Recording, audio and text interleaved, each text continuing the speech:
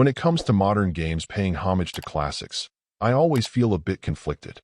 I'm very happy to see references, whether indirect or perhaps a little more blatant, to games from my formative years.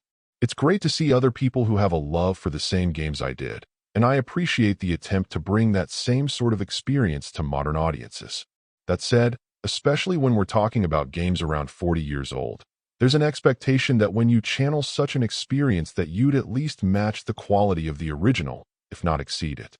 My gripe is that, more often than not, despite superior technology and gameplay evolutions from over the decades, these modern titles like Leftovers KO instead fall far short. In principle, this is absolutely a revised, and somewhat sillier, version of the Nintendo classic Punch-Out!, a game that I've always been surprised not very many people have chosen to try to emulate. It's possible that the struggles this indie title has to even hold little Max Towel in his corner is a good indicator for why. Replacing the story of an up-and-coming boxer trying to work his way through a series of sometimes outlandish opponents in the hopes of taking on the champ, here you'll be fighting against a collection of mold samples that used to be food that you've had buried in your fridge, and they're not happy. There are a number of issues I struggled with.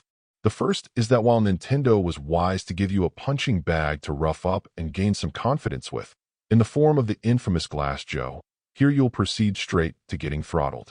It seems that the approach is that there's no time like the present to get the hang of things, so you're simply expected to take on the frustration of being overmatched before you even have a grasp of nuances like how to earn stars, how to counter effectively, or pretty well anything.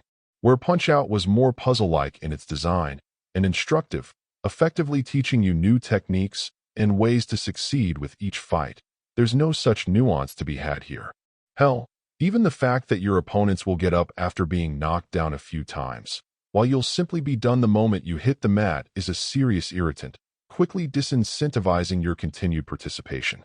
In the end, this feels like an exercise for the art department to have some fun with character design, slapped onto a working boxing game engine, but without much in the way of real design or overall care.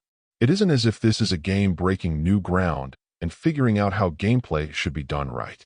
There's literally a template out there that has existed for decades, and to ignore it while aping its gameplay is a move you make at your own peril.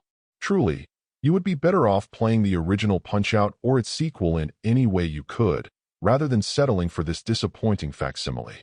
Overall, my final score for the game ended up being a 5.2. And if you're interested in picking it up, it's currently available on the Switch eShop for $9.99. Thank you for taking the time to listen to this review. And if you'd like more information or ideas of indie games worth checking out on Switch, be sure to click on the link provided in the description. Until next time,